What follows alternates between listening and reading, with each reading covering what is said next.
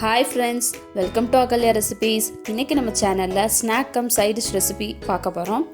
நம்ம சேனலுக்கு first time வந்திருக்கீங்கன்னா மறக்காம Subscribe பண்ணிட்டு பெல் ஐகான் பிரஸ் பண்ணிக்கோங்க. அப்பதான் நியூ வீடியோ போடுறப்போ நோட்டிஃபிகேஷன் வரும்.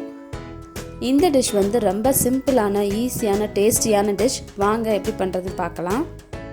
இந்த ரெசிபிக்கு நான் ஒரு பெரிய பிரிஞ்சால் எடுத்திருக்கேன். அதோட தண்டு பகுதி நமக்கு தேவையில்லை. அதனால நம்ம அதை கட் பண்ணி எடுத்துடலாம்.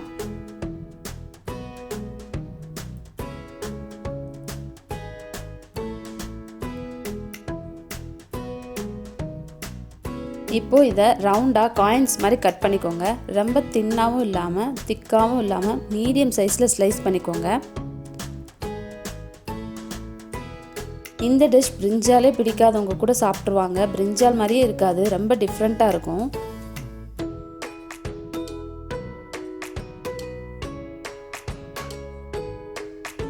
ரொம்ப பெருசாக கட் பண்ணிட்டீங்கன்னா மசாலா உள்ளே சாராது. ரொம்ப குட்டியாக கட் பண்ணிட்டீங்கன்னா சிப்ஸ் மாதிரி ஆயிரும். இந்த ரெசிபி மாதிரியே இருக்காது. அதனால இந்த மாதிரி மீடியம் சைஸ் காயின்ஸாக கட் பண்ணி வச்சுக்கோங்க.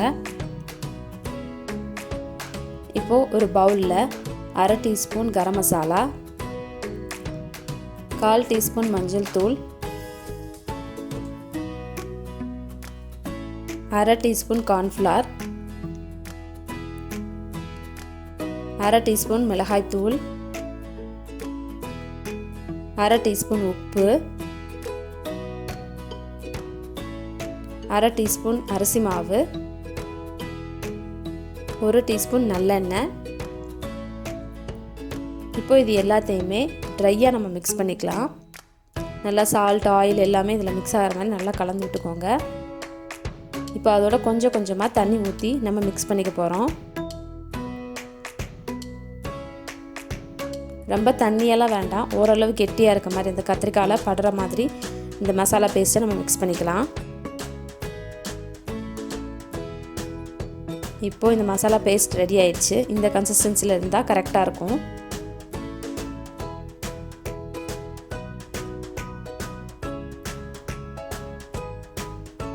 இப்போது ஒரு பிளேட்டில் 1/2 கப் ரவை எடுத்து இப்படி வச்சுக்கோங்க.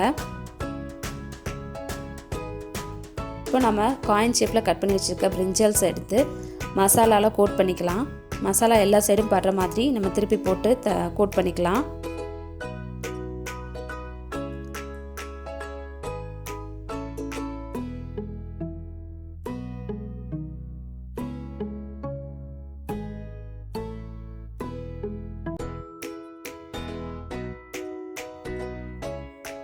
இப்போ அதை இந்த ரவையில் போட்டு பெரட்டி எடுத்து வச்சுக்கோங்க. இந்த ரவையில் போட்டு பெரட்டி எடுத்து வச்சோன்னே ரொம்ப நேரம் அதை வைக்கக்கூடாது, உடனே ஃப்ரை பண்ணிடலாம். இல்லைனா ரவை ரொம்ப ஊறிடும், அப்புறம் நம்மளுக்கு கிறிஸ்பினஸ் கிடைக்காது. அதனால் இந்த ப்ராசஸ் டக்கு டக்கு நம்ம பண்ணிடணும். நான் அதனால தான் அதை பெரிய காயின்ஸாக கட் பண்ணக்கூடாதுன்னு சொன்னேன். நம்ம உடனே ஃப்ரை பண்ணுறது தான். அதனால் மீடியம் சைஸில் இருந்தாலே நம்ம மசாலா இதில் சாந்துடும். இப்போது இது ரெடி ஆயிடுச்சு. ஒரு கடாயில் கொஞ்சமாக எண்ணெய் விட்டு இதை ஷாலோ ஃப்ரை தான் பண்ண போகிறோம். இப்போ 1 by 1 ஆட் பண்ணிக்கலாம்.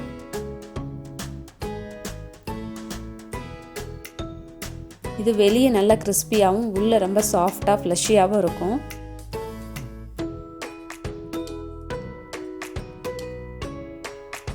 இது சாம்பார், ரசம், தயிர் சாப்பாடு கூட ரொம்ப சூப்பராக இருக்கும். ஈவினிங் டைமில் ஸ்நாக்ஸ் மாதிரியும் செஞ்சு சாப்பிட்லாம். அதுவும் ரொம்ப நல்லாயிருக்கும். கத்திரிக்காய் மாதிரியே இருக்காது. கத்திரிக்காய் பிடிக்காதவங்களுக்கு ரொம்ப விரும்பி சாப்பிட்ற மாதிரி இருக்கும். அவ்வளோதான், நம்ம கத்திரிக்காய் காயின்ஸ் ரெடி ஆயிடுச்சு. இந்த வீடியோ உங்களுக்கு பிடிச்சிருந்துச்சுன்னா லைக் பண்ணுங்கள், ஷேர் பண்ணுங்கள், மறக்காமல் Subscribe பண்ணிடுங்க. தேங்க்யூ.